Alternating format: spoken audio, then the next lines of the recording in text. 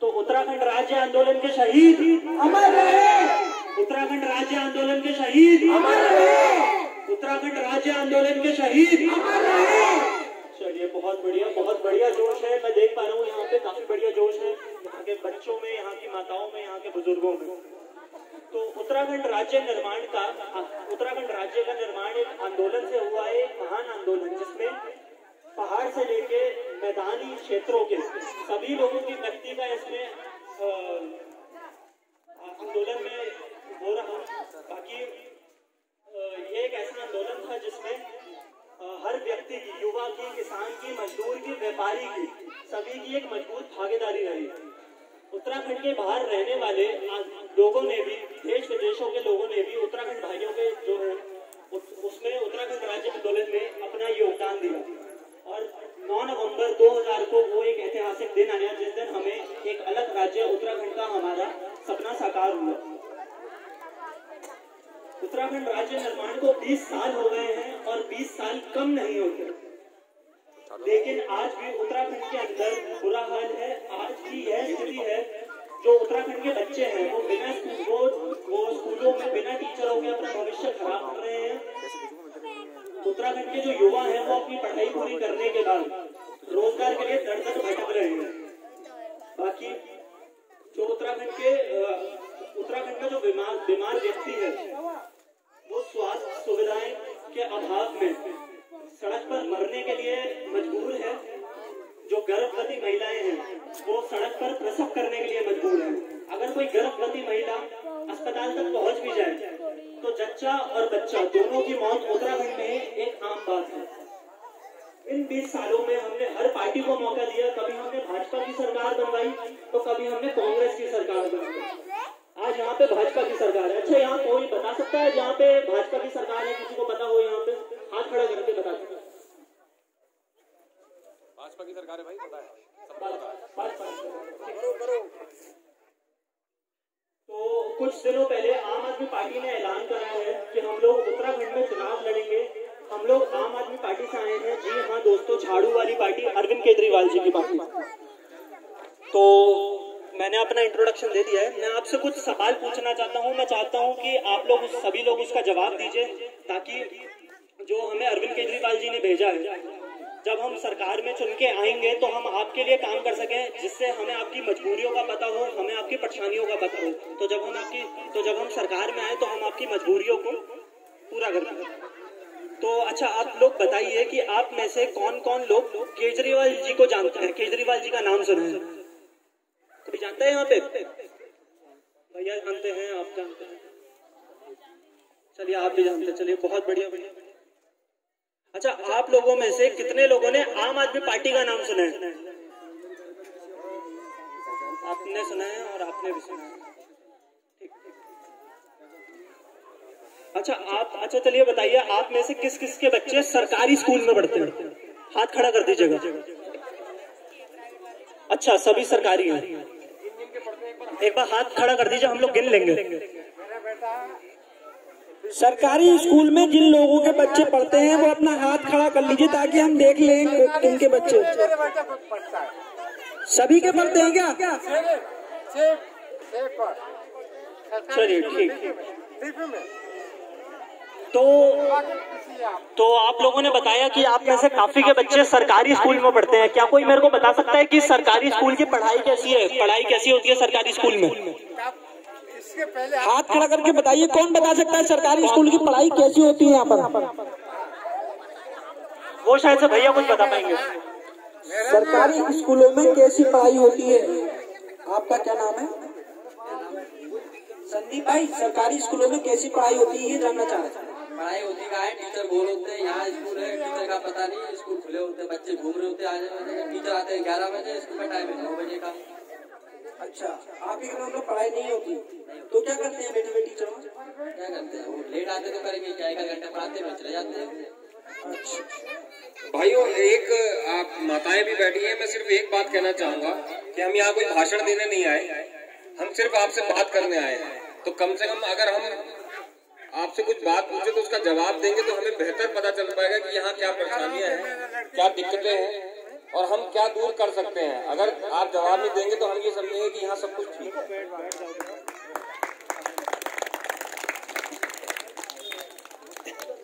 तो भैया ने बताया यहाँ पे जो सरकारी स्कूल है उसमें टीचर नहीं आते हैं तो पढ़ाई का तो सवाल ही नहीं उठता। कोई और बताना चाहेंगे के बारे में, सरकारी स्कूल के बारे में?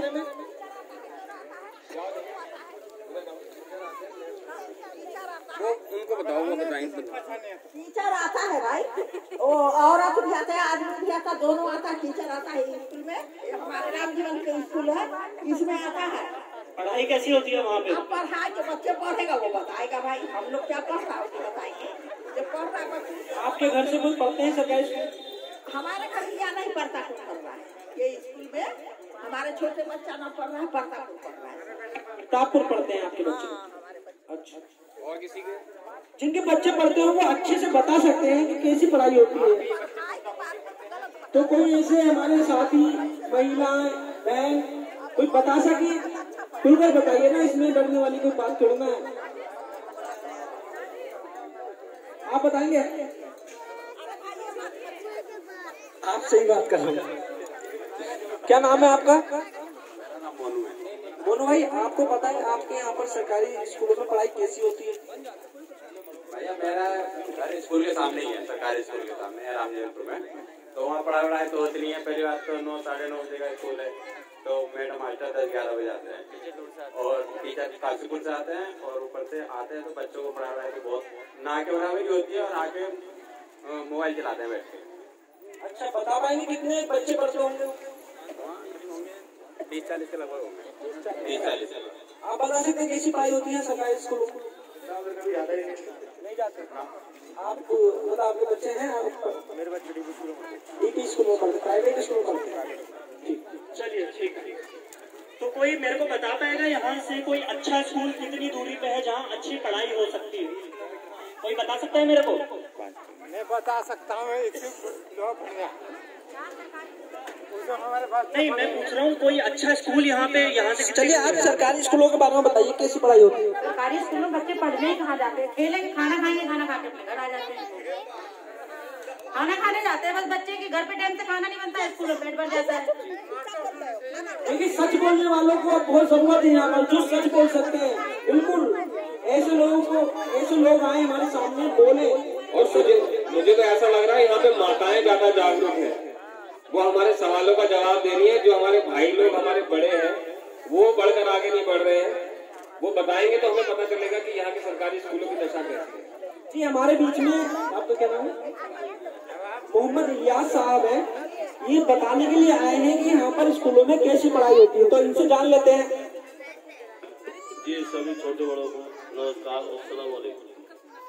देखिए भाइयों, कहना ये है स्कूल में मास्टर भी आते हैं पढ़ाने के लिए।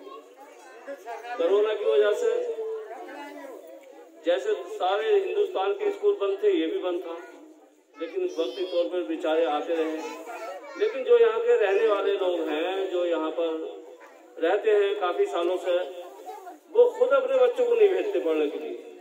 क्यों नहीं भेजते हैं पढ़ने के लिए? ये कमी माँ बापों की है, बच्चों की नहीं है। नहीं तो मतलब स्कूल अगर अच्छे होंगे तो माँ बाप क्यों नहीं भेजेंगे? माँ बापों को भेजना चाहिए, ऐसी बात नहीं है। हम स्कूल के पड़ोस में रहते हैं जी, और जब हम यहाँ होते हैं तो हमारा बच्चा भी जाता है स्कूल में पढ़ने के लिए। मतलब आपका कहने का मतलब है बच्चों को पढ़ाने नहीं भेजते लोग।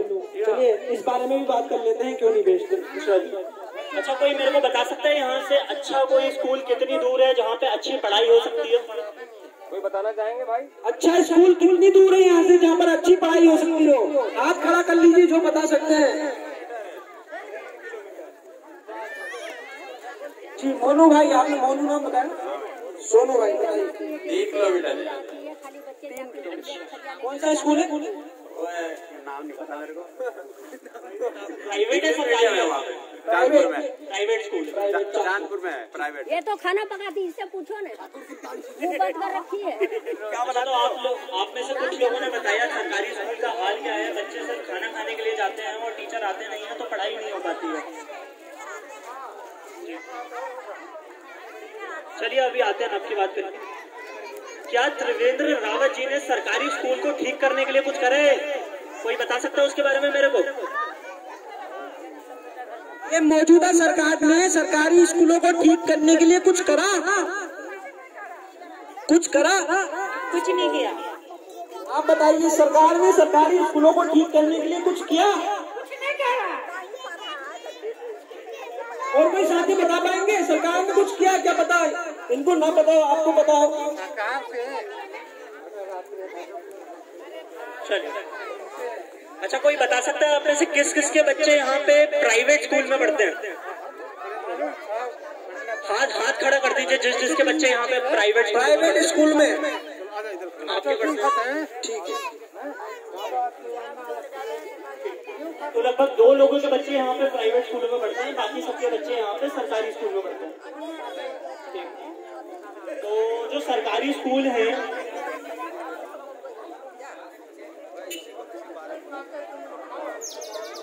जी कुछ कहना चाह रहे हैं? हेलो, ऐसा है, बच्चे जो है ज्यादातर प्राइवेट स्कूल में पढ़ते हैं। अगर हमारे सरकारी स्कूल में अच्छी पढ़ाई होती है तो बच्चे प्राइवेट स्कूल में नहीं जाते। यहाँ मुश्किल से 20-25 बच्चे यहाँ पढ़ते हैं, बच्चे टोटल प्राइवेट स्कूल में पढ़ते हैं। अब जो पैसे वाले लोग हैं, थोड़ा बहुत जिनके पास है वो तो पढ़ा रहे हैं, और जो मजबूर लोग हैं वो यही बच्चों को भेज देते हैं। वजह ये है और कोई बात नहीं है। अगर अच्छी पढ़ाई होती तो हर आदमी यहाँ भेजता बच्चे को, बाहर नहीं भेजता। जो अब इसी वजह से लोग कम बच्चे आते हैं, ज्यादा नहीं आते। तो वो छोटे छोटे बच्चे आते हैं, वो अपना खाने खेलने में लगते हैं, अपना खाते पीते घूमते रहते हैं, कोई बच्चे खेल रहा है, कोई कुछ कर रहा है। तो पढ़ाई ऐसी होती है, बस और ये है। अगर अच्छी पढ़ाई होती तो हर बच्चा यही पढ़ाता, हर आदमी बाहर अपने बच्चे को नहीं भेजता। यह सबसे सही बात है। बिल्कुल बिल्कुल, देखिए सच सामने आ रहा है। अगर आप खुल के बोलने लगेंगे, खुल के बताएंगे क्या समस्या है आपकी, तभी तो समाधान होगा। जब हमें समस्या का ही नहीं पता चलेगा तो समाधान कैसे होगा? नेक्स्ट। चलिए, आपने बताया कि ज्यादातर बच्चे यहाँ प्राइवेट स्कूलों में पढ़ते हैं क्योंकि सरकारी स्कूलों की हालत सही नहीं है। तो जो सरकारी स्कूल में जिनके बच्चे पढ़ते हैं वो मेरे को बता सकते हैं कि जो प्राइवेट स्कूल हैं वो कभी भी अपनी मन मर्जी से फीस बढ़ा देते हैं? कोई बता सकता है मेरे को? क्या प्राइवेट स्कूल वाले मनमानी करते हैं, मन मर्जी से फीस बढ़ा देते हैं? आप बताएंगी? मेरा बेटा तो ITI के थ्रू पढ़ रहा, तो मुझे इस बारे में आप बताइए सर। क्या प्राइवेट स्कूल वाले मनमानी करते हैं, समय समय पर फीस बढ़ा देते हैं, कभी कुछ बढ़ा देते हैं? आपने कहा था प्राइवेट में पढ़ते हैं, बताइए। बढ़िया पढ़ाते हैं सर, फीस बढ़ा देते हैं मन मर्जी से? नहीं ऐसा कुछ नहीं है सर, फीस नहीं बढ़ाते। फीस जो लिमिट है उस हिसाब से बढ़ाते हैं वो, मतलब बढ़ाते हैं। 150 रुपये फीस है। अच्छा, प्राइवेट स्कूलों की? हाँ सर। ठीक है भैया। अच्छा चलिए, ये बताइए आप में से कौन कौन लोग सरकारी अस्पताल में अपना इलाज करवाने जाते हैं? सरकारी अस्पताल में कौन? सभी जाते होंगे। एक बार हाथ खड़ा करके बताइए। हाथ खड़ा कर दीजिए एक बार। सब जाते हैं? सभी लोग जाते हैं यहाँ पे लगभग अपना सरकारी अस्पताल में इलाज करवाने। तो जो लोग सरकारी अस्पताल में इलाज करवाने जाते हैं, इलाज कैसा होता है वहाँ पे? सरकारी अस्पताल की कैसी हालत है? आप बताइए, आप इलाज कराने जाती हैं? 28 रुपए का पर्चा काटती है जी। 1 रुपए 2 रुपए का नहीं है, 28 रुपए लेते हैं तो पर्चा काट के देते हैं, और जब डॉक्टर देखेगा और देख करके पर्चा लिख दिया बाहर के लिए दवाई। ये है, और कुछ नहीं है वहाँ पे। मतलब 28 रुपए का पर्चा बनाते हैं? वहाँ पर दवाई कुछ नहीं है, 2 देख लिया तो बाहर का लिख दिया, चलो जाओ ले लो बाहर। जाँच करानी हो तो?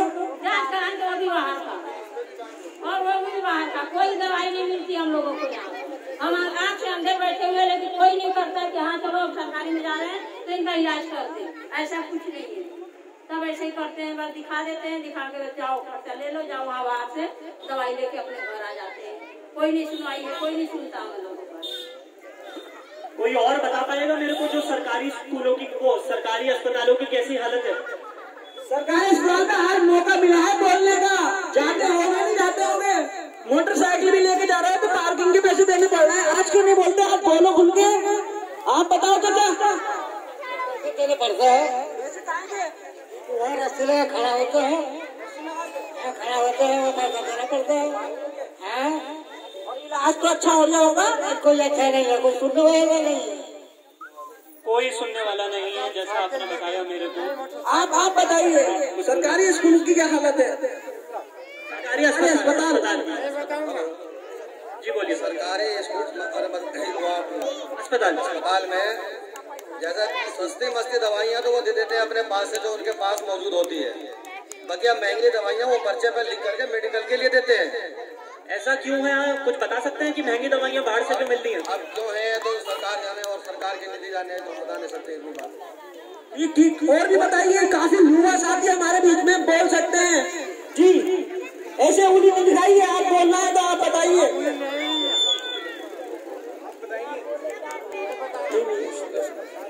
कोई और बताना चाहेगा?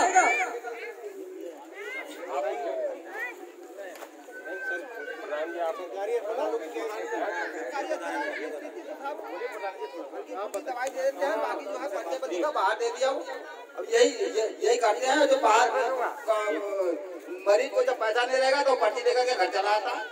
यही हो सकते हैं और क्या करेंगे। हमारे पास मशीन नहीं है। आजकल सरकारी अस्पतालों में तो बिल्कुल ही दवाई नहीं मिल रही है, सब लिखा है और बाहर दे दिया। ना हमारे घर वाले के लड़की पैदा हुआ था। अच्छा, जो उत्तराखंड में त्रिवेंद्र रावत जी की सरकार है, आप में से कुछ लोगों ने बताया कि सरकारी अस्पताल में जाते तो हैं लेकिन ना दवाई मिलती है ना इलाज मिलता है। तो जो त्रिवेंद्र रावत जी की सरकार है, उन्होंने सरकारी अस्पतालों को ठीक करने के लिए कुछ करा है क्या? कोई बता सकता है मेरे को? सरकार ने सरकारी अस्पतालों को ठीक करने के लिए कुछ करा? कुछ करा? जोर से बोल दीजिए अगर कुछ करा हो तो। कुछ करा? नहीं करा। चलिए, अच्छा, तो आप लोग बता सकते हैं यहाँ से कोई अच्छा ठीक ठाक अस्पताल कितनी दूर है जहाँ जान बच जाए? आमिर भाई, जहाँ जान बच जाए, कोई ठीक ठाक बढ़िया ऐसा स्कूल, ऐसा अस्पताल जहाँ पर जान बच जाए, मरीज को लेकर जाए तो?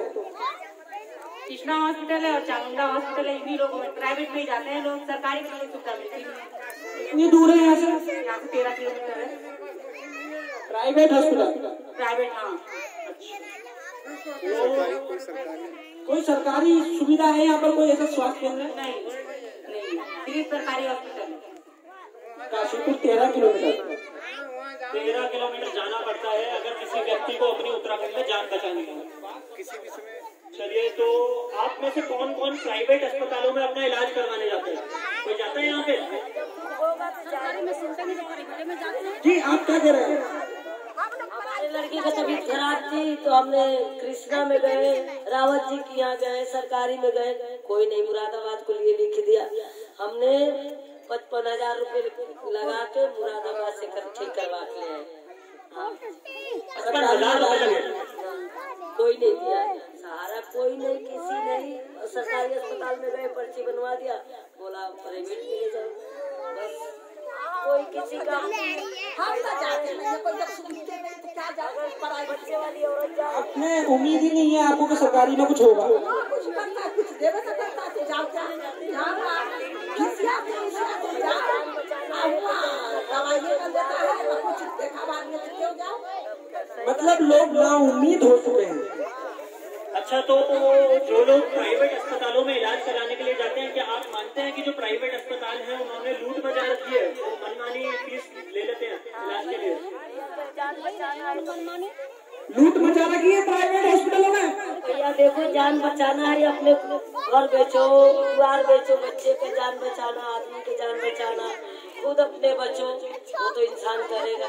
जैसे थोड़े बहुत पैसे कम रह जाते हो, 2-4 हजार रुपए तो छोड़ देते होंगे? कुछ नहीं, जितना पर्ची बन गई उतना देना है।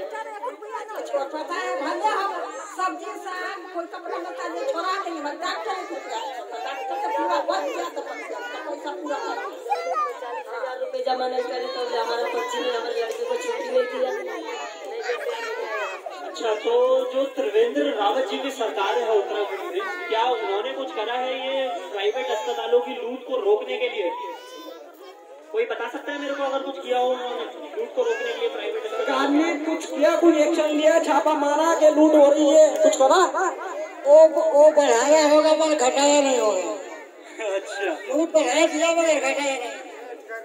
अच्छा, तो जिसको लगता है कि त्रिवेंद्र रावत जी ने कुछ नहीं करा, एक बार हाथ उठा दीजिए और जोर से बोल दीजिए कुछ नहीं करा। क्या सरकार ने प्राइवेट हॉस्पिटलों की लूट को रोकने के लिए कुछ करा? कुछ करा? अच्छा, तो सोचिए क्यों नहीं करा? कोई बता सकता है क्यों नहीं करा सरकारी अस्पतालों की, वो प्राइवेट अस्पतालों की लूट को रोकने के लिए? आमिर भाई कुछ बोल रहे हैं। क्या सरकार ने क्यों नहीं करा, कुछ कह सकते हैं? सरकार तो अपना मनमर्जी चला रहा है, कौन देखता है कि कौन ज्यादा पैसा ले रहा है, कौन कम ले रहा है, किसी मरीज से अच्छा हुआ किस वो तो जो पैसे बना दिया 50,000 60,000 वो देना पड़ता है वो पहले कैसे दवाई पैसे चाहिए दवाई होगा नहीं। अच्छा चलिए मैं बताता हूँ कि जो त्रिवेंद्र रावत जी हैं उन्होंने क्यों कुछ नहीं करा प्राइवेट अस्पतालों की लूट को रोकने के लिए। क्योंकि आप लोग जानते होंगे कि जो प्राइवेट अस्पताल होते हैं उनके ऊपर किसी राजनेता का हाथ होता है, किसी नेता का हाथ होता है। तो जब प्राइवेट अस्पताल उनके खुद के होंगे या उनके रिश्तेदार के होंगे तो वो कुछ नहीं करेंगे प्राइवेट अस्पतालों की लूट को रोकने के लिए। अच्छा आप एक चीज बताइए मेरे को, आपके गांव में से कौन कौन युवा रोजगार की देख में गांव छोड़ के गया है, कोई बता सकता है मेरे को? काम कारोबार के लिए, रोजी रोटी के लिए यहाँ कोई छोड़ के चला गया हो गाँव, ऐसा कोई है? छोड़ के गया हो बाहर? जी आप बताइए, महिलाएं देखो कितनी जागरूक हैं, बताइए। यहाँ हम लोगों को कोई खेती नहीं है, कोई बाड़ी नहीं है जी, हम लोगों को बाहरी कमा के खाते हैं, और मजदूर वाले हैं मजदूरी करते हैं और खाते हैं, और कोई 10 दिन मिला या 15 मिला वो जीतू है तो हमारा रोजी रोटी चल रहा है, नहीं तो कोई हमारा रोजी कुछ नहीं। अब आगे पढ़ा लिखा कोई पढ़ लिख के लड़के बाहर जा रहे हैं, इंटर कर बच्चे, कोई सुविधा ही नहीं है किसी चीज के लिए। मतलब पढ़ लिख के नौकरी करने बाहर जाना पड़ रहा, काम करने बाहर जाना पड़ा, मेहनत मजदूरी करने, कोई नौकरी नहीं मिल रही, कुछ नहीं है। और कोई युवा साथी क्या रोजगार के लिए, रोजी रोटी के लिए, 2 वक्त की रोटी के लिए युवाओं को बाहर जाना पड़ रहा है? नहीं पड़ रहा है, यहाँ जो पढ़ लिख के सब बहुत लड़के बाहर ही काम कर रहे हैं, यहाँ कोई रोजगार ही नहीं है, कोई रोजगार नहीं है। आप बताएंगे? यहाँ तो कोई मतलब आर्मी कैंप है और इसकी वजह से हम लोग काम करते हैं, मजदूरी मिलती है। अगर ये ना रहे तो हमारे कुछ नहीं मजबूरी, कोई योजना का ये योजना यहाँ को करता है, कुछ नहीं लाभ मिलता हमें योजना का, ये खाली बड़ी दिखावा है, समझ गए ना, कुछ कोई हमें लाभ नहीं मिलता है योजना का, कोई फायदा नहीं है। मैं इसकी हमारी रजिस्ट्री हो जाए, हमारे मकान का एक कमरा हो, हमारे पक्का हमारे कागज बने, बच्चे हमारे पढ़े उनके कागज काम आए, लेकिन कोई हमारी सुनवाई नहीं होती है। हर कोई आता है ऐसे बोल के चले जाते हैं, कुछ काम नहीं होता है।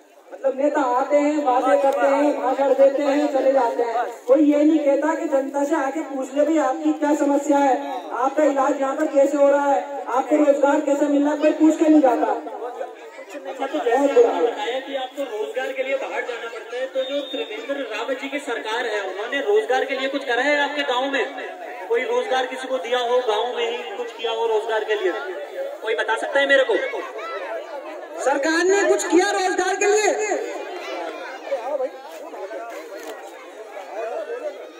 सरकार ने कुछ इंतजाम किया रोजगार के लिए?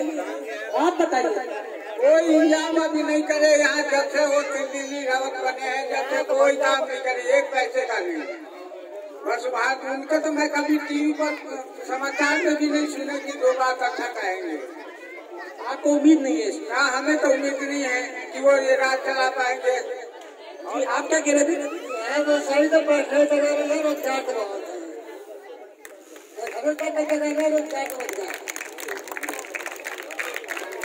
और कोई बताना चाहेंगे रोजगार के बारे में?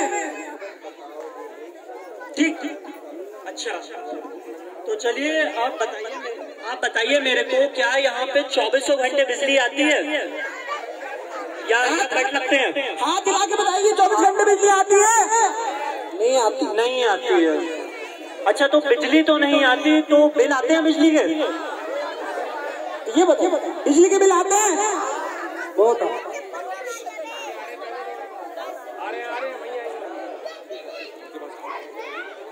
अच्छा तो आप लोगों ने बोला बिल बहुत आते हैं, तो बिजली आप ज्यादा यूज करते होंगे, ज्यादा इस्तेमाल करते होंगे बिजली? जी क्या कह रहे हैं? एक ही बल्ब है तो एक ही तो घर चलेगा, एक ही बल्ब चलेगा। कितना बिल आता है आपका? 2000 का, 4000 का आया था, 2 महीने का। इधर आ जाइए। हाँ, आ गया। देखो ऐसे तो जागरूक लोग बिजली का बिल 7 लेकर आए। 100-150 कम होंगे। 4000 का बिल है 2 महीने का? 2 महीने का। और एक बल्ब चलाते हैं आप? अब क्या करें फिर, एक मकान से एक ही बल्ब तो चलेगा। ऐसा तो नहीं है आपके यहाँ एसी या कुछ चल रहा हो? कुछ नहीं है, एसी बेसी कुछ नहीं है साहब। एसी लाख गाँव है ये। गाँव तो आपका इतना बड़ा है कि मिट्टी की दीवारें हैं, यहाँ तो नेचुरल एसी लगा हुआ है। कहाँ से बच्चे को पढ़ाएगा लिखाएगा, राशन का पूर्ति करेगा जब जो 4-4 हजार रुपए का बिल आ रहे थे? क्या कर लेगा आदमी? क्या मजदूरी है यहाँ पर? यह है तो सामने आपके। इस महीने 8 तारीख को जमा करना था, पैसे नहीं हुआ, नहीं किया हमने। तो ये 6 महीने का बिल होगा? 2 महीने का बिल है। 2 महीने? 2 महीने का। अरे तो असल में 1 महीने का बिल है।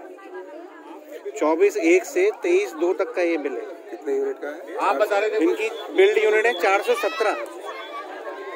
मेरा बिल तो खैर सही आते हैं, लेकिन एक्चुअली ये है कि कभी कभी ऐसा है कि जैसे हम समय पर नहीं दे पाए और जैसे जमा नहीं कर पाए तो उससे एक्स्ट्रा बढ़ा कर दे देते हैं। कितना बिल आता है? महीने में 2 बार आता है, तो कभी 400 आएगा तो कभी 500 आएगा, ऐसे करके भेजते रहते हैं। और हमारे पास कोई फ्रिज नहीं है, सिर्फ एक टीवी है, वही समाचार देखते हैं और कुछ है नहीं। कोई चीज़ सरकार से कोई लाभ हमारे को है ही नहीं, कुछ नहीं है, खाली बस वादे हैं, आते हैं कह के चले जाते हैं। हर साल आते हैं और हर साल कह के चले जाते हैं, कोई सुविधा नहीं मिलती है। पूछने तो आए हैं आपसे। अच्छा, और कोई बता सकता है जिसका बिजली का बिल ज्यादा आता हो? और कोई है भाई जो बताएं जिनका बिजली का बिल ज्यादा आता हो? आप तो यहाँ पे जागरूक लोग हैं, आपके सबके सही आते हैं जी? सही किसी का नहीं आता। 1790 रुपए का इनका अभी आता है 14,000 तो हमारा ही बिल है, बताओ। ऐसा क्या जला रहे हो भाई? बताना वो तो 6-4-5 आप बता रहे थे कुछ? मेरा भाई आप बताइए। आता बिजली में बढ़ गया कितना आता है? कैसे आ जाता है साहब? 900-1200 नहीं, हम नहीं कह रहे कितना। आप जितना जलाते हैं उतना ही आता है या उससे ज्यादा कम आता है? हमारे गाँव में फोन करते हैं तो आवाज नहीं हेलो हेलो करते फोन कर जाते हैं। मतलब ये प्रॉब्लम है सर। आप बिजली के बारे में कुछ बताइए। हम मानते हैं कि 3-4 साल से जो है कि जिसके घर में बिजली नहीं चल रही है वो इंसान की जी रहा है। मतलब आपके घर बिजली नहीं है? नहीं है। वजह हमारे पास मजदूरी की सही नहीं है, ना रोजगार है, बिजली का बिल नहीं जमा है, बिजली कट गई, बिजली काट की बिल नहीं जमा कर पाए। हाँ, यही समस्या है, बहुत जरूरी है। समस्या का समाधान चाहते हैं आप? हाँ। अच्छा, तो जो आप लोगों में से कौन है कि जो हमारा उत्तराखंड है उसमें काफी सारी नदियां हैं, काफी सारे बांध हैं और उन बांधों से हम पूरे देश को बिजली सप्लाई करते हैं, लेकिन हमारे उत्तराखंड में ही 24 घंटे हमें बिजली नहीं मिलती है।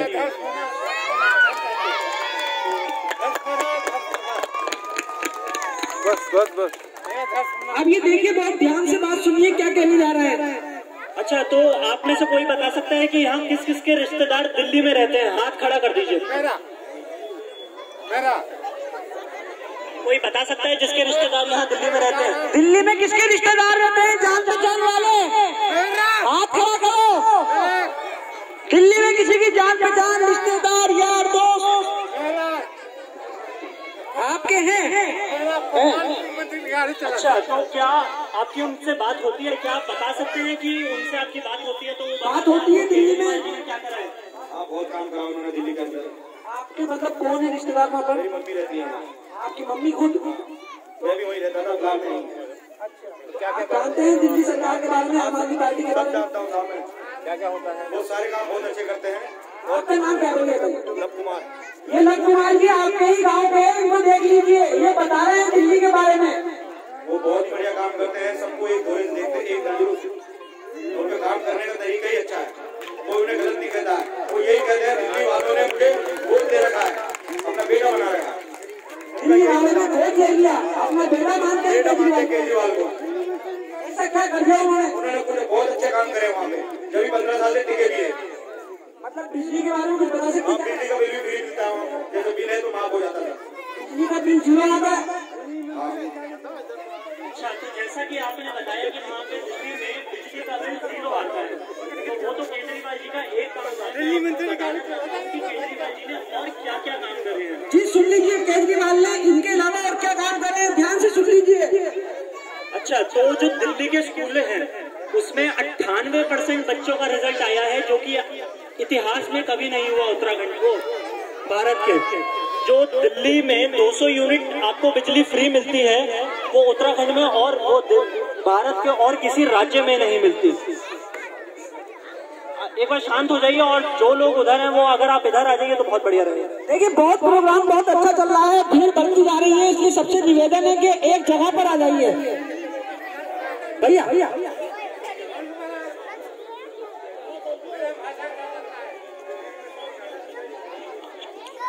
आप सभी ध्यान दें कृपया एक बार। मैं आप सबसे विनती करता हूं, अगर आप लोग संगठित रूप से अगर इस प्रोग्राम में प्रतिभाग करेंगे, साथ में रहेंगे, तो हम भी आपकी बातों को केजरीवाल जी तक आपके लिए नीतियां निर्धारण कराने में, बनवाने में आपको ही कुछ फायदा होगा। वो जो नीतियों के हिसाब से जो आपकी समस्याएं हैं, उन समस्याओं के समाधान पर बात हो पाएगी। मैं आपसे फिर से एक बार हाथ जोड़ के विनती करता हूँ, सब लोग थोड़ा पास में आ जाएं, और जिन भी साथियों के पास इस समय उनके जेब में, उनके हाथ में फोन है, एक बार जरा हाथ अपना फोन ऊपर कर लें, फोन निकाल के। जिनके पास भी फोन है, जिनके पास फोन है, सब लोग अपना स्क्रीन ऑन करके फोन ऊपर कर लें, जिससे हम उनकी गिनती कर पाए। हाँ, स्क्रीन ऑन करके फोन जरा ऊपर कर लीजिए। 3 ही फोन है, 4।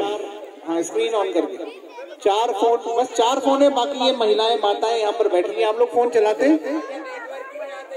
हाँ जी, नेटवर्क नहीं आते हैं।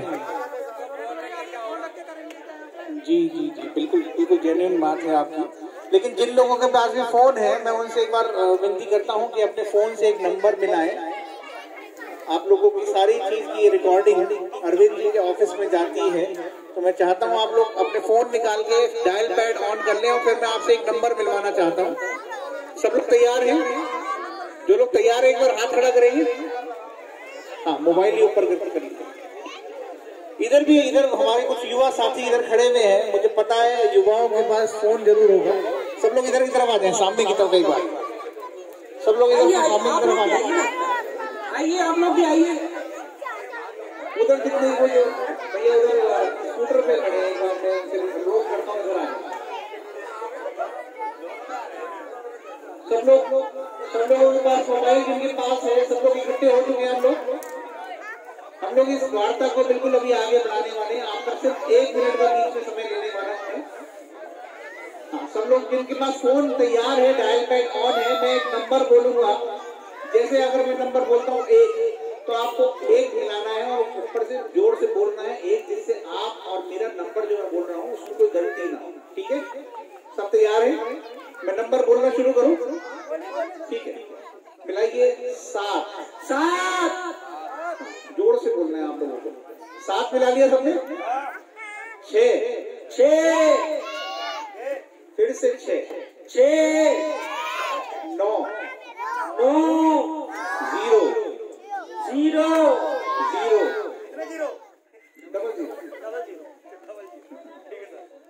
7 6 6 9 0 0 फिर से 7 6 6 9।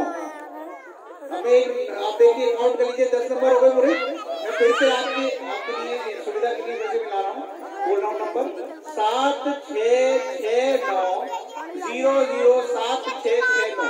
ठीक है, ये नंबर मिला दीजिए अभी। हाँ, मुझे पता है, मेरे मोबाइल में भी ये समस्या है कि यहाँ नेटवर्क बहुत समस्या है। कोई नहीं, आप मिलाए रखिए, उसको नंबर मिल जाता है। मैंने देखा काफी देर में चला जाता है। कोई नहीं, हाँ ठीक है, ये नंबर मिला लीजिएगा। और मैं एक बार फिर से अनुरोध करूंगा अपने साथी आयुष से, आगे हम कंटिन्यू करेंगे। अच्छा, तो हम लोग दिल्ली के काम की बात कर रहे थे। मैं आप लोगों को बताना चाहता हूँ, जो दिल्ली के स्कूल हैं वहाँ पे 98% बच्चों का रिजल्ट आया है। जो दिल्ली में 200 यूनिट बिजली फ्री मिलती है, उस वजह से जो दिल्ली के 70% घर हैं उनकी बिजली एकदम मुफ्त है। तो अगर यहाँ पे देखा जाए, यहाँ पे लगभग 500 लोगों की जनसंख्या है, तो मेरे हिसाब से लगभग यहाँ 300 लोगों की बिजली, 350 लोगों की बिजली मुफ्त हो जाएगी अगर दिल्ली की सरकार।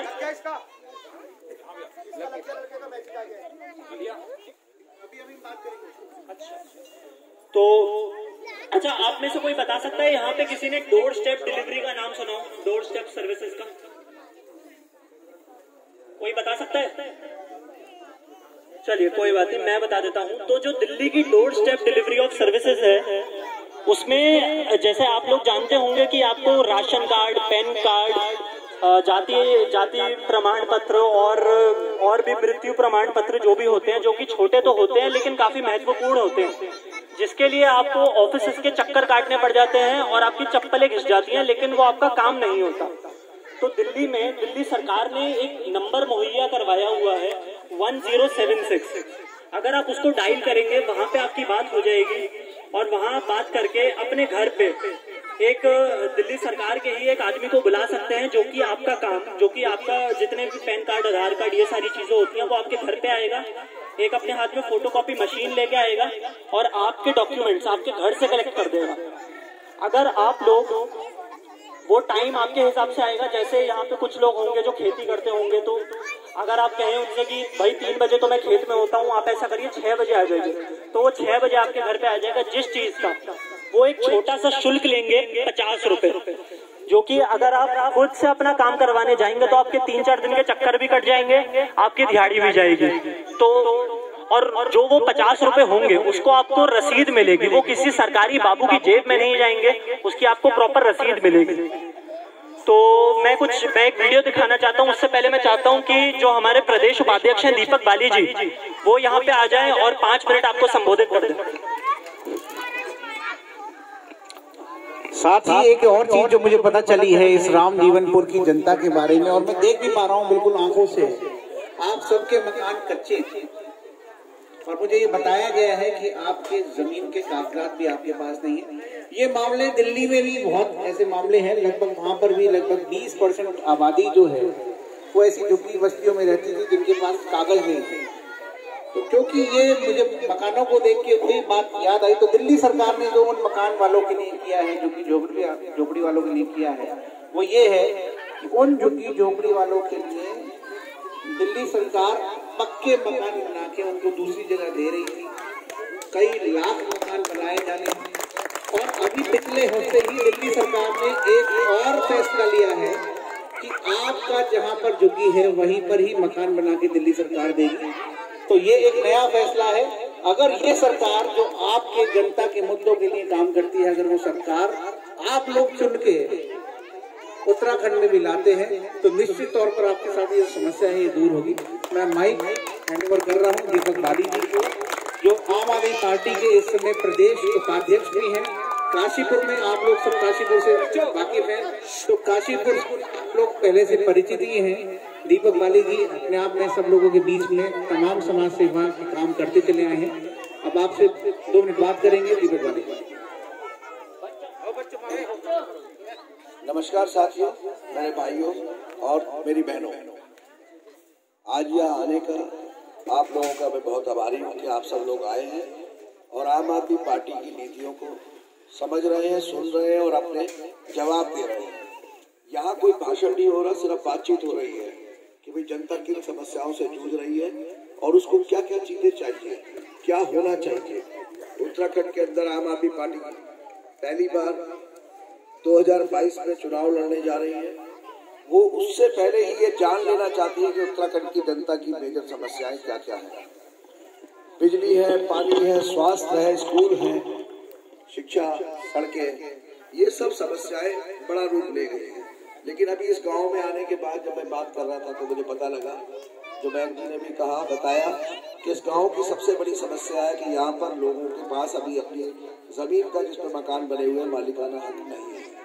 उनके पास कोई पट्टा नहीं है, कोई कुछ नहीं है। देखिए, जब चुनाव का समय आएगा तब आएगा। मुझे बताया कि बहुत सारे लोग आए, चुनाव लड़ते हैं, जीतते हैं, चले जाते हैं, वादा करते हैं, लेकिन आज तक ये वाला वादा पूरा नहीं हुआ। देखिए, अभी 2022 में लगभग 1 साल का समय है। मैं इसको चुनावी वादे की बात नहीं करता, ये वैसे भी बहुत गंभीर बात है कि जिन पर इतने सालों से आप काबिज हैं और आपको बसाया गया, उसके बाद भी आपके पास मालिकाना हक नहीं है। सरकार के लिए ये कोई बहुत बड़ा काम नहीं है कि वो ऐसा नहीं कर सकती, ऐसा कर सकती है। हम इस समस्या को जरूर अपने साथ यहाँ से लेके जा रहे हैं, जिससे कि जब 2022 में आम आदमी पार्टी की सरकार बने तो इस समाधान को जरूर कराएंगे। ये मैं अपनी व्यक्तिगत जिम्मेदारी मानकर लेकर जाऊंगा। कोई ना कोई कागज पत्र जो होगा वो आपसे लिए जाएंगे, उसके बाद इस काम को कराया जाएगा। ये काम ऐसा नहीं है कि इसके लिए ये कहा जाए कि सरकार बनने के बाद प्रयास करा जाएगा। प्रयास की बात ही नहीं है। दिख रहा है कि मकान बने हुए हैं, लोग उसमें रह रहे हैं, उसके बावजूद उनके पास इसका मालिकाना हक न होना, ये खराब बात है। तो साथियों, इससे ज्यादा ना कहते हुए अभी आपको इसके मार्फत ये दिखाएंगे कि दिल्ली और उत्तराखंड के बीच में क्या फर्क है, वहाँ की सरकार क्या कर रही है लोगों के लिए, जनता के लिए, आम आदमी के लिए, और यहाँ की सरकार क्या कर रही है। धन्यवाद साथियों। धन्यवाद। मैं दीपक बाली जी का धन्यवाद देना चाहता हूँ। अब हम एक वीडियो चला रहे हैं, कृपया ध्यान से देखिए और फर्क महसूस कीजिए कि उत्तराखंड में और दिल्ली में क्या फर्क है। सरकार में फर्क होता है, सरकारों की नीयत में फर्क होता है, और सरकार की नीयत का असर पड़ता है जनता पर। ये वही अंतर है जो दिल्ली और उत्तराखंड के बीच आज दिख रहा है। जहां दिल्ली हर दिन तरक्की की नई ऊंचाई छू रही है, उत्तराखंड की परेशानियां दिन ब दिन बढ़ रही हैं। पलायन का बढ़ता ग्राफ, बदहाल शिक्षा और स्वास्थ्य व्यवस्था, बेरोजगारी, बेकारी और महंगाई की मार, और सरकार की ओर से कोई मदद नहीं। ये तस्वीर है उत्तराखंड की। वहीं दिल्ली में इस कठिन दौर में दिल्ली की केजरीवाल सरकार ने तरक्की की नई कहानी लिखी है। हर आदमी चाहता है कि उसके बच्चे को अच्छी से अच्छी शिक्षा मिले। गरीब आदमी पैसों की तंगी के कारण अपने बच्चों को सरकारी स्कूल में पढ़ाने में मजबूर होता है। पहले दिल्ली में सरकारी स्कूलों का बहुत बुरा हाल था। आज दिल्ली के सरकारी स्कूल महंगे से महंगे कॉन्वेंट स्कूलों को भी चुनौती देते हैं। केवल 5 सालों में केजरीवाल जी ने दिल्ली के सरकारी स्कूलों की हालत बदल दी। ये देखिए दिल्ली के सरकारी स्कूल।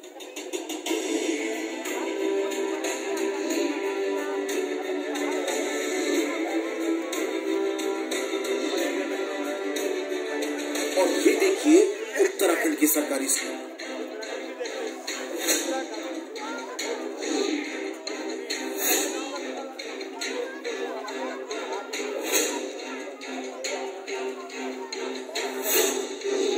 उत्तराखंड में आज सरकारी स्कूलों का बहुत बुरा हाल है। जहां दिल्ली में केजरीवाल सरकार आए दिन नए स्कूल खोले जा रही है, वहीं त्रिवेंद्र रावत ने उत्तराखंड में 2500 से ज्यादा सरकारी स्कूल बंद कर दिए हैं। उत्तराखंड पहुंचकर जब मनीष सिसोदिया जी ने त्रिवेंद्र रावत की विधानसभा के सरकारी स्कूल का हाल देखा तो उन्हें भी अपनी आंखों पर विश्वास नहीं हुआ। उन्होंने सोचा, आखिर इतने बुरे हालातों में कोई बच्चा पढ़ाई कैसे कर पाएगा। प्रश्न उठता है कि अगर केजरीवाल सरकार 5 साल में सरकारी स्कूल इतने अच्छे कर सकती है तो त्रिवेंद्र सरकार ने क्यों नहीं किए। आखिर उत्तराखंड के लोगों का क्या कसूर, उत्तराखंड के लोग क्यों भुगते हैं। इतना ही नहीं, केजरीवाल सरकार ने दिल्ली में प्राइवेट स्कूलों की फीस पर भी लगाम लगाई। अपने कार्यकाल में पिछले 6 साल में दिल्ली में केजरीवाल जी ने किसी प्राइवेट स्कूल को फीस नहीं बढ़ाने दी। और अगर उत्तराखंड में प्राइवेट स्कूलों की मनमानी और तानाशाही से जनता परेशान है। आए दिन उत्तराखंड के प्राइवेट स्कूल फीस बढ़ा देते हैं। इन्हें रोकने वाला कोई नहीं है। कौन रोकेगा इन्हें। आधे स्कूल तो नेताओं के हैं और बाकी स्कूल नेताओं के संरक्षण में है। अगर केजरीवाल सरकार 5 सालों में प्राइवेट स्कूलों पर लगाम लगा सकती है तो त्रिवेंद्र सरकार ने क्यों नहीं किया। उत्तराखंड के लोगों का क्या कसूर है, उत्तराखंड के लोग क्यों भुगते हैं। पहले दिल्ली में सरकारी अस्पतालों की हालत बहुत खराब थी। दवाइयां मिलती नहीं थी, टेस्ट होते नहीं थे, डॉक्टर आते नहीं थे। लेकिन 5 सालों में केजरीवाल सरकार ने दिल्ली के सरकारी अस्पतालों को शानदार कर दिया। आज दिल्ली के सरकारी अस्पतालों में प्राइवेट अस्पतालों से भी बेहतर इलाज होता है। हर गली के अंदर केजरीवाल जी ने मोहल्ला क्लिनिक खोल दिए। पूरी दिल्ली में ढेरों मोहल्ला क्लिनिक है। इन सारे मोहल्ला क्लिनिक और अस्पतालों के अंदर सारा इलाज मुफ्त है, सारी दवाइयां मुफ्त है, सभी टेस्ट मुफ्त है। अगर किसी आदमी का 15 लाख का भी ऑपरेशन होना हो तो दिल्ली के सरकारी अस्पतालों में पूरा ऑपरेशन मुफ्त होता है। इधर उत्तराखंड में सरकारी अस्पताल और डिस्पेंसरीज का बुरा हाल है। छोटे से छोटे इलाज के लिए मीलों का सफर करना पड़ता है। पहाड़ों में तो ना अस्पताल हैं और ना ही सड़कें। लोगों को मजबूरन डंडी कंडी या डोलियों के सहारे बीमार को अस्पताल ले जाना पड़ता है। सरकार की इसी विफलता के कारण हर रोज न जाने कितनी जानें चली जाती है। अगर केजरीवाल सरकार ने 5 सालों में सरकारी अस्पतालों को इतना शानदार कर दिया, अगर दिल्ली की जनता को अस्पतालों में बढ़िया और फ्री में इलाज मिलता है, तो त्रिवेंद्र जी ने क्यों नहीं किया? उत्तराखंड के लोगों का क्या कसूर है? उत्तराखंड के लोग क्यों भुगते हैं? आज दिल्ली में 24 घंटे बिजली आती है, कोई पावर कट नहीं लगता। दिल्ली में पहले ऐसा नहीं होता था। आज से 6 साल पहले दिल्ली में 7-7, 8-8 घंटे के पावर कट लगते थे। कई घंटों तक बिजली नहीं आती थी। लेकिन 5 सालों में केजरीवाल जी ने पावर कट खत्म कर दिए। आज दिल्ली में इन्वर्टर और जनरेटर की बिक्री बंद हो गई है। लोग इन्वर्टर और जनरेटर भूल गए हैं। आज दिल्ली में 24 घंटे बिजली आती है, कोई पावर कट नहीं होता। जबकि दिल्ली बिजली खरीदने वाला राज्य है, न कि बिजली बनाने वाला। उत्तराखंड तो खुद बिजली पैदा करता है, इसके बावजूद आए दिन यहाँ बिजली जाती रहती है। रोज कई घंटों के पावर कट होते हैं। अगर 5 साल में केजरीवाल जी दिल्ली में 24 घंटे बिजली कर सकते हैं और पावर कट खत्म कर सकते हैं, तो त्रिवेंद्र जी ने क्यों नहीं किया? आखिर उत्तराखंड के लोगों का क्या कसूर है? उत्तराखंड के लोग क्यों भुगते हैं? आज दिल्ली में लोगों को फ्री में बिजली मिल रही है। 200 यूनिट इस्तेमाल करने वाले लोगों की बिजली फ्री है। दिल्ली की लगभग 70% आबादी 200 यूनिट से कम बिजली इस्तेमाल करती है। इसका मतलब दिल्ली की 70% आबादी की बिजली फ्री है। 24 घंटे बिजली, नो पावर कट और फ्री बिजली, 0 बिल आते हैं जनता के। कभी सुना है? एक तरह से दुनिया के 8वें अजूबे की तरह है। और उत्तराखंड के अंदर बिजली नहीं आती, केवल बिल आते हैं और बहुत ज्यादा बिल आते हैं। अगर 5 साल में केजरीवाल जी दिल्ली में बिजली फ्री कर सकते हैं, तो त्रिवेंद्र जी ने क्यों नहीं किया? उत्तराखंड के लोग क्यों भुगते हैं? आखिर उत्तराखंड के लोगों का क्या कसूर है? आज अगर दिल्ली में आपको किसी भी सरकारी विभाग में कोई भी काम करवाना है, मान लीजिए जाति प्रमाण पत्र बनवाना है, राशन कार्ड बनवाना है या ड्राइविंग लाइसेंस बनवाना है, किसी भी तरह का कोई भी काम करवाना है, तो अब आपको दिल्ली में सरकारी दफ्तर जाने की जरूरत नहीं है, लाइनों में लगने की जरूरत नहीं है, आपको किसी दलाल को पैसे देने की भी जरूरत नहीं है, किसी बाबू की जेब गर्म करने की जरूरत नहीं है। सरकार ने एक फोन नंबर दिया है, 1076। इस नंबर पर आप कॉल कीजिए और फोन पर बताइए कि आपको क्या काम है। दिल्ली सरकार का कोई अफसर आपके घर आएगा और आपके घर आकर आपका सारा काम करके जाएगा। आपका राशन कार्ड आपके घर बना कर देकर जाएगा, आपका जाति प्रमाण पत्र आपके घर बना कर देकर जाएगा, वो के साथ फोटो सेट की मशीन लेकर आएगा, स्कैनर लेकर आएगा। आपको कहीं जाने की जरूरत नहीं है, लाइनों में लगने की जरूरत नहीं है, दफ्तर से छुट्टी लेने की जरूरत नहीं है। वहीं अगर आप उत्तराखंड का हाल देखें तो लोग पहाड़ों की लंबी चढ़ाई करने के बाद सरकारी दफ्तरों तक पहुंचते हैं और इतनी कठिनाई सहने के बाद भी उनका कोई काम नहीं हो पाता। क्यों दिल्ली की तरह उत्तराखंड में सरकार लोगों के घरों तक नहीं पहुंच पाए? अगर केजरीवाल जी 5 साल में ये करिश्मा कर सकते हैं, तो त्रिवेंद्र जी ने 5 साल में क्या किया? आखिर उत्तराखंड के लोग क्यों भुगते हैं? उत्तराखंड के लोगों का क्या कसूर है? आज उत्तराखंड में आए दिन महिलाओं के साथ गलत काम हो रहे हैं। उत्तराखंड में हमारी बेटी जब कॉलेज के लिए निकलती है तो दिल धक धक करता है, पता नहीं घर वापस सही सलामत लौटेगी या नहीं। आए दिन अखबारों के सारे पन्ने अपराध से भरे रहते हैं, लूटमार हत्याएं आम हो गई।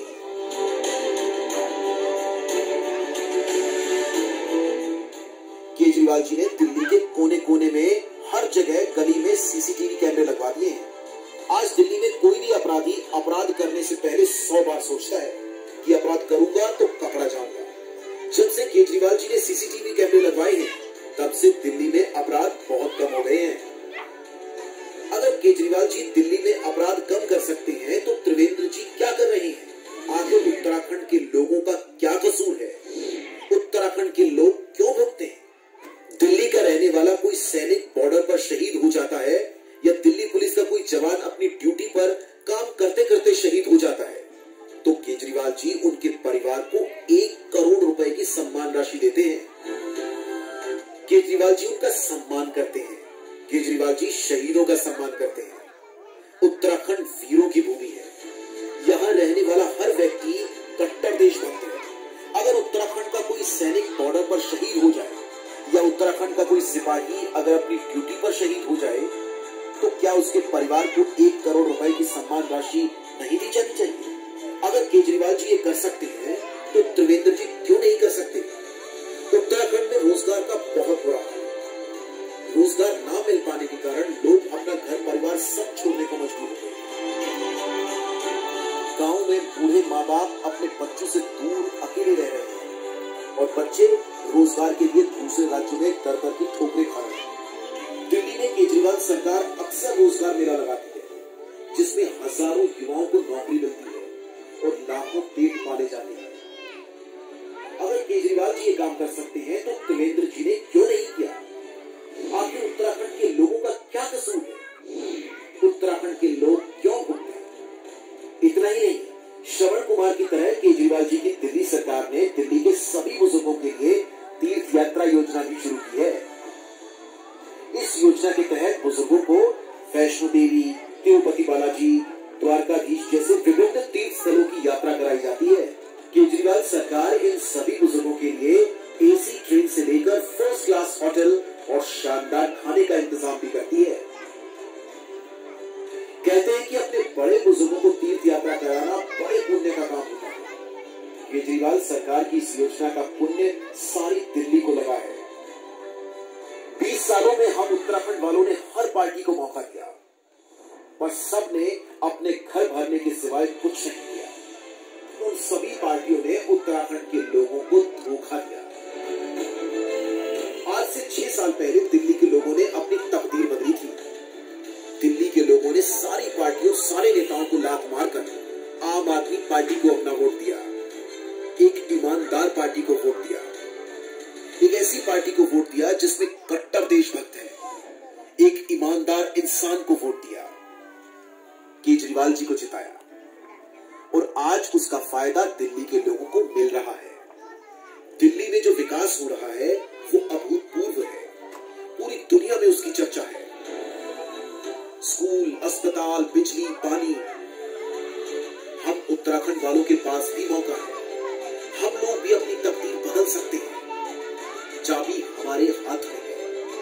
या तो हम अपनी पुरानी पार्टियों के चक्कर में पड़े रहें, लेकिन अगर हमें अपने परिवार का भविष्य बदलना है, अपने देश का भविष्य बदलना है, उत्तराखंड का भविष्य बदलना है, तो केवल और केवल एक ही पार्टी है जो आज उत्तराखंड का भविष्य बदल सकती है।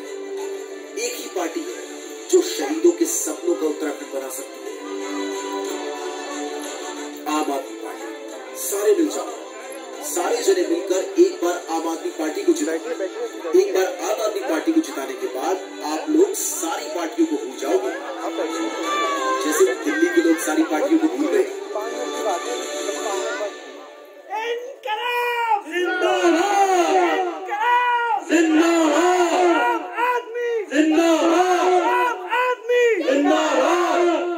बहुत धन्यवाद आमिर भाई। तो आपने अभी एक वीडियो देखा कि दिल्ली की सरकार दिल्ली की जनता के लिए किस तरीके से काम कर रही है, और वहाँ की जनता, वहाँ की योजनाओं, दिल्ली सरकार की ईमानदार राजनीति के साथ शुरू हुई काम की राजनीति से कैसे लाभान्वित हो रही है, उनको कैसे लाभ मिल रहा है। तो आप में से कौन कौन चाहते हैं कि दिल्ली की तर्ज पर उत्तराखंड में भी शानदार अस्पताल और स्वास्थ्य सुविधाएं होनी चाहिए? एक बार हाथ खड़ा करेंगे। कौन कौन चाहते हैं दिल्ली की तरह? जोर से बोल भी दीजिए, एक बार जोश दिखना चाहिए। सब लोग, आप लोग भी चाहते हैं? आपका हाथ तो ऊपर ही नहीं हुआ। एक बार माता जी आपका भी हाथ मैं एक बार देखना चाहता हूँ। हमारे साथी यहाँ पर हर चीज को रिकॉर्ड कर रहे हैं। ये रिकॉर्ड जो है अरविंद जी के पास तक जाता है तो यहाँ पता होना चाहिए उनको कि यहाँ की जनता की भी कुछ डिमांड्स हैं, कोई चाहते हैं हम लोग।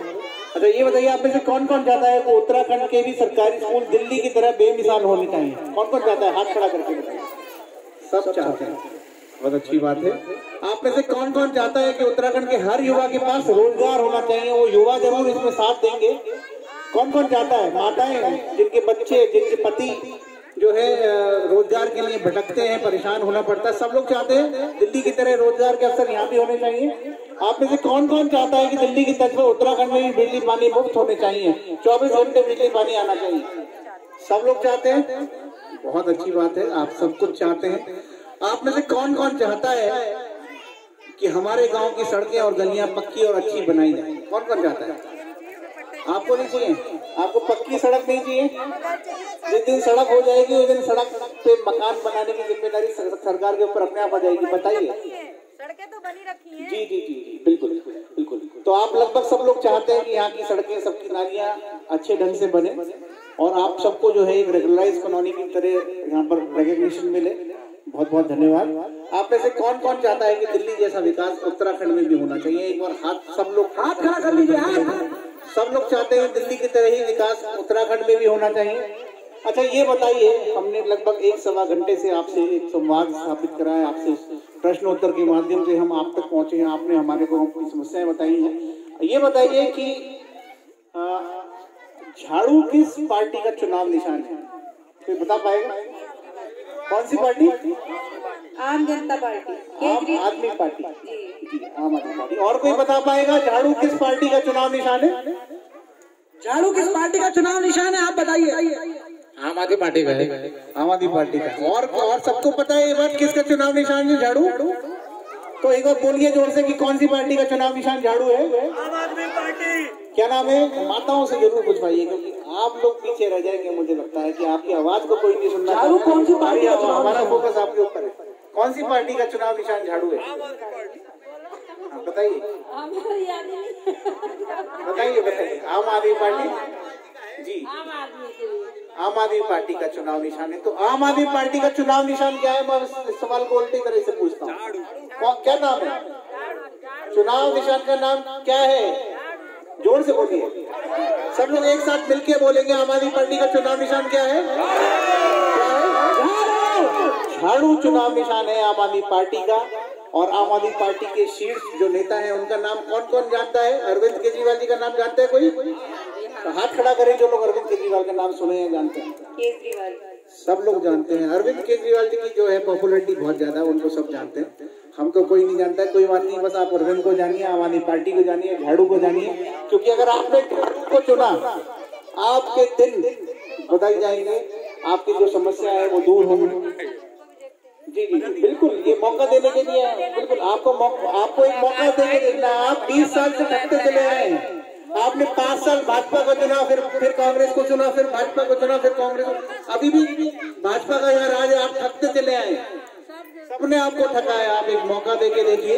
अगर दिल्ली की सरकार के लिए आम आदमी पार्टी काम कर सकती है, वहाँ पे अमूल चूल, वहाँ पे जनता के हित के काम हो सकते हैं, तो यहाँ उत्तराखंड के लिए भी हो सकते हैं, उत्तराखंड की जनता के लिए भी हो सकते हैं। तो हम काफी हद तक आपसे बातचीतों में आपके मन की बात दे चुके हैं। अपने मन की बात हम कम करना चाहते हैं, इसीलिए हमने एक संवाद आपसे स्थापित करा। एक प्रश्नोत्तर के माध्यम से हम आपके बीच में आए।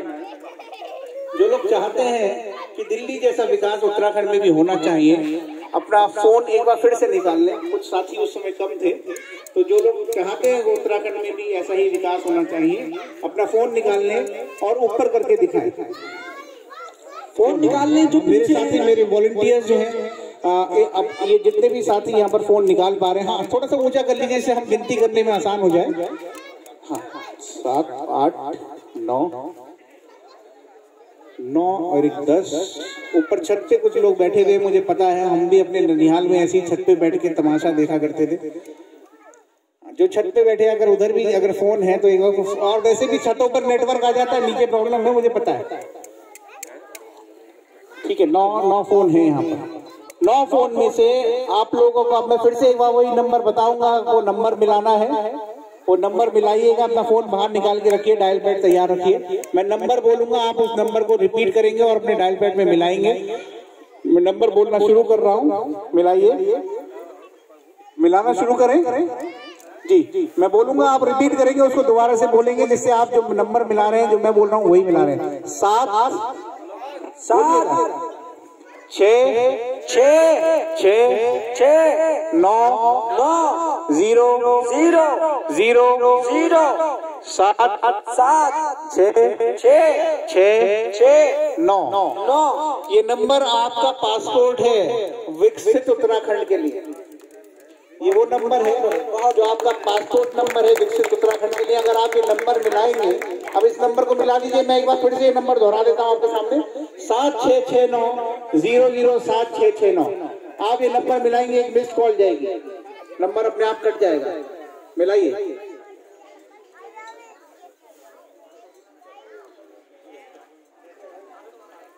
जिन लोगों का फोन कट जाए, तुरंत आप देखिएगा आपके पास एक SMS आएगा, एक मैसेज आएगा। उस मैसेज में जिन लोगों के पास भी इंटरनेट वाले फोन हैं, वो लोग ध्यान देंगे, और जिनके पास इंटरनेट वाले फोन नहीं है, वो हमारे इधर की तरफ आ जाएं, महेंद्र सिंह जी के पास आ जाएं। जिनका इंटरनेट नहीं चलता, छोटे कीपैड वाले मोबाइल हैं, वो इधर आ जाएगा, इधर आ जाइए, इधर। मैं समझ पा रहा हूँ, क्योंकि ये एक मिलिट्री एरिया है, हम मिलिट्री एरिया के पास है, यहाँ पर नेटवर्क का इशू इसलिए भी है। ये संभावना है कि आप में बहुत सारे लोगों के इंटरनेट नहीं चल पा रहे होंगे, मोबाइल नेटवर्क ना होने की वजह से मोबाइल में नहीं काम कर पा रहे होंगे, लेकिन फिर भी जिन भी साथियों के चल रहे हैं और जिनके नहीं भी चल रहे हैं, तो कम से कम ये नंबर नोट कर लें। हम आपको पर्चे देके गए हैं, हम कल आपके यहाँ पर्चे आए हैं, उन पर्चों के ऊपर भी लिखा हुआ है, स्टिकर आप लोगों के कई घरों पर मैंने लगे हुए देखे, वो स्टिकर पे भी वो नंबर लिखा है। आप जब आपको मतलब यहाँ से बाहर जाएं, जहाँ आपका नेटवर्क आता है, वहां जाके मिला सकते हैं। ये नंबर मिलाने के बाद आपके पास एक SMS आता है, SMS में डेटा ऑन कर लीजिएगा, अपना इंटरनेट ऑन करके रखिएगा, और उसमें एक लिंक आएगा, उस लिंक से आपको लिंक दबाना है, तो उस माध्यम से, उस लिंक के माध्यम से आप एक WhatsApp ग्रुप में ज्वाइन हो जाते हैं। मेरे साथी वॉलंटियर जिन लोगों का भी नेटवर्क यहाँ काम कर पा रहा है, उन लोगों को हेल्प करें कि किस तरीके से वो लिंक आता है और लिंक से कैसे WhatsApp ग्रुप से ज्वाइन होते हैं। वो सब लोगों को उनको ज्वाइन कराने में थोड़ा मदद करें। और जिनका नहीं भी आ रहा है, कोई घबराने की बात नहीं है। जब भी आपके फोन में नेटवर्क आए, आप ये नंबर मिलाइए, WhatsApp ग्रुप से ज्वाइन हो जाइए। ये WhatsApp ग्रुप के माध्यम से आपको अरविंद केजरीवाल जी की नीतियां, अरविंद केजरीवाल जी के काम जो दिल्ली की जनता के लिए हो रहे हैं और जो आपके लिए नीतियां बन रही हैं, उन नीतियों के बारे में आपको सूचनाएं समय पर मिलती रहेंगी, और आप लोग हर सूचना के बारे में अपडेट रहेंगे। आपको सूचना बिल्कुल हर समय उपलब्ध रहेगी आपके पास सूचना। आप ये जान पाएंगे अगर दिल्ली की सरकार दिल्ली की जनता के लिए काम कर सकती है, तो आपकी सरकार ने क्यों नहीं किया, वो सवाल आपके अंदर आएगा, और आप एक ऐसी सरकार चुन पाएंगे जो सरकार आपके लिए करती है। मैं आगे बढ़ता हूँ इस सिलसिले के आगे। मेरे साथी बाकी लोगों को हेल्प करते हैं। मैं चाहता हूँ एक बार महेंद्र सिंह जी एक बार इधर आ जाए। महेंद्र सिंह जी को यहाँ काफी लोग जानते हैं। मेरे ख्याल से कोई ऐसा व्यक्ति है जो महेंद्र सिंह जी को नहीं जानता? सब लोग जानते हैं महेंद्र सिंह जी को, सब लोग जानते हैं ना। तो महेंद्र सिंह जी अभी तक आपके गांव में, हालांकि ये पास के एक दूसरे गांव में रहते हैं, अभी तक आपके गांव में हमारी पार्टी को यहाँ पहुंचाने वाले, आपके बीच में लाने वाले आप ही के ऊपर ये बीड़ा है।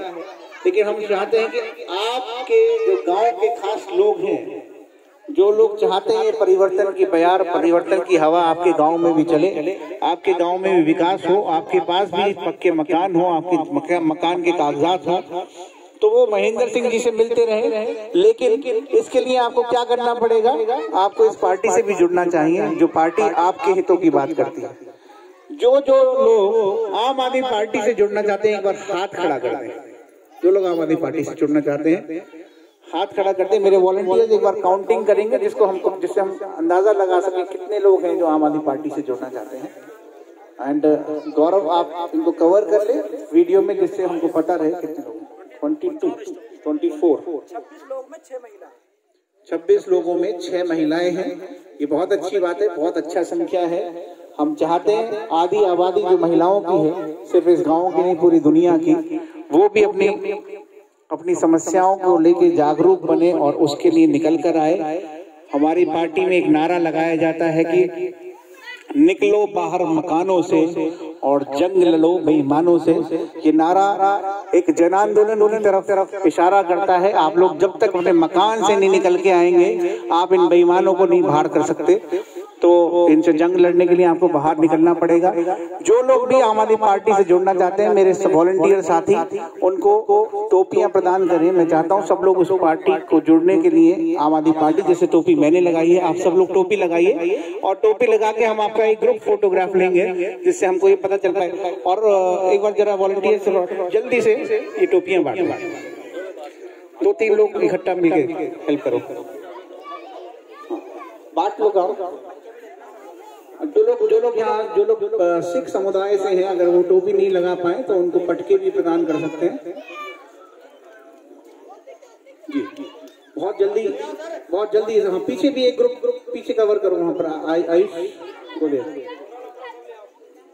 हाँ, सब लोग देखो यहाँ, जो खास कर से जो युवा हैं, जो खुद चाहते हैं, मुझे लगता है कि वाकई में परिवर्तन उन युवाओं के माध्यम से ही आएगा इस समाज में। बहुत जल्दी आप लोग जितना जल्दी आप हेल्प कर रहे हैं, मैं समझ पा रहा हूँ आपकी भी समस्याएं हैं, आप भी चाहते हैं समस्या जितनी जल्दी दूर हो जाए वो अच्छा है। और माताओं को प्लीज मैं चाहता हूँ आप सब लोग टोपी पहने, आप रानी झांसी की तरह परिवर्तन लाए, इस बदलाव का पार्ट बने। आपने नहीं पहना, आप पार्टी में नहीं ज्वाइन होना चाहते तो पहनिए टोपी। देखिए, मैं आपको एक और चीज बताना चाहूंगा, ये जो टोपी होती है, ये ताज भी होता है, ये आपका जो है इज्जत भी होती है। तो टोपी पहनने से इधर कैप चेंज करो, यहाँ पर कैप दूसरी कैप खराब है। कोई बात नहीं, कोई परेशानी की बात नहीं है। जिसके पास नहीं है टोपी अभी भी, वो टोपी हमसे ले सकते हैं। मफलर देखिए, मफलर थोड़ा लिमिटेड संख्या में है हमारे पास आज, तो फिर भी सिख समुदाय के लोग एक्चुअली पगड़ी पहनते हैं, तो उनके लिए मफलर हम लोग लाते हैं। लेकिन आप जो लोग भी मफलर चाहते हैं, फिर बिल्कुल पर्याप्त संख्या में मैं आपको भिजवा दूंगा, समय आने पर आपको जरूर मिल जाएंगे। और आप महेंद्र सिंह जी से संपर्क में रहें। मैं चाहता हूँ सब लोग थोड़ा पास में आ जाए, जिससे हम एक अच्छे ढंग से फोटो, एक ग्रुप फोटोग्राफ ले जाए। सब लोग, महिलाएं एक तरफ आ जाएं और पुरुष एक तरफ आ जाएं। मेरा फोन चोरी कर लिया, चोरी करिए, ठीक है। मेरा फोन बस चोरी हो तो अपने आदमी के पास आना चाहिए। जाऊं क्या? जी, बच्चे इधर आ जाए मेरे पास। बच्चों को टोपियां मैं दिलवाऊंगा अलग से। आमिर हेल्प करेंगे इन बच्चों को। ये वानर सेना, ये हमारे देश का भविष्य है। ये वही लोग हैं, ये वही बच्चे हैं जो आने वाले समय में यहाँ के SDM बनेंगे, DM बनेंगे, यहाँ के डॉक्टर बनेंगे, इंजीनियर बनेंगे, अच्छे ढंग से पढ़ेंगे, अच्छा काम करेंगे। फोटो महिलाएं एक साइड, कोई बात नहीं, फिर वो कवर हो जाएगा, कोई बात नहीं है, यहीं से कवर हो जाएगा। आप लोग प्लीज एक बार थोड़ा सा ऐसे आ जाइए, थोड़ा सा पास में आइए। आप थोड़ा आगे आ जाइए, मुझे लगता है आप इधर आ जाइए, आराम से आ जाएंगे आपकी टोपी। और ये तो हमको आपने टोपी नहीं लगाई, आपने पटका लगा दिया, ठीक है। और भी कोई साथी, कोई जो पीछे मैं देख पा रहा हूँ, पीछे माता जी खड़ी हैं, पीछे जो माता जी खड़ी पीछे शॉल होके, आप ही से बात कर रहा हूँ। मेरा हाथ देखिए, मेरा हाथ ऊपर दिख रहा है। आप इधर आ जाइए, महिलाएं इधर खड़ी, और पीछे कोई और महिलाएं मैं देख पा रहा हूँ, ये भीड़ के पीछे। क्या आप लोग जोड़ना नहीं चाहते? क्या आप आम आदमी पार्टी से जोड़ना नहीं चाहते? तो फिर जुड़ना चाहते हैं तो यहाँ पर नहीं जुड़ेंगे, आपको घर से निकलना पड़ेगा। आइए, मैं मान रहा हूँ आप थके जो होंगे पूरे दिन के, लेकिन बदलाव की जो आंधी है उसमें आपको भी अपना हिस्सा देना है। आप उधर पहुंची, महिलाएं हैं वहाँ पर। टोपी मेरे साथी, हमको टोपी की। और कोई आप बहुत जुड़ना चाहते हैं हमारी पार्टी से? टोपी पहनिए, टोपी। और ये भाई साहब आ रहे हैं, यहाँ एक बार घूम के जा चुके हैं। आप लोग आम आदमी पार्टी से नहीं जुड़ना चाहते तो आइए ना यार, आपको तो नाम से लिखवा के गए हैं। टोपी पहनिए, टोपी पहनिए आप। कोई नहीं, जो लोग आ चुके हैं सब लोग टोपी पहन के, मैं चाहूंगा मेरे साथी एक ग्रुप फोटोग्राफ अच्छे ढंग से सब करें। ये जो बदलाव है, ये जो संख्या है, मैं महिलाओं से और चाहता हूँ कि महिलाएं टोपी जरूर लगाएं। अगर आपको कोई शर्म लग रही है तो एक अलग बात है, लेकिन शर्म लगने की कोई इसमें विषय नहीं है। ये टोपी सम्मान की टोपी है और ये ईमानदारी की टोपी है। सब लोग ईमानदारी की टोपी बने हैं। आम आदमी पार्टी ईमानदार राजनीति की शुरुआत कर रहे हैं। आकाश फोटो ले रहे हैं। ठीक, महिलाएं थोड़ा सा इधर ध्यान दें, पीछे जो आप माताएं हैं, ठीक है। हाँ, बच्चों का एक अलग से फोटो लेना आकाश, वो बच्चे हमारे देश का भविष्य है, उनका भी जरूर फोटो। इधर आइए, आगे अपनी टोपी, ये टोपी महिलाओं को फोकस करें। आप सबने आज जो ये पहला कदम बढ़ाया है आम आदमी पार्टी की तरफ, ये आपका कामयाबी की तरफ एक पहला कदम है।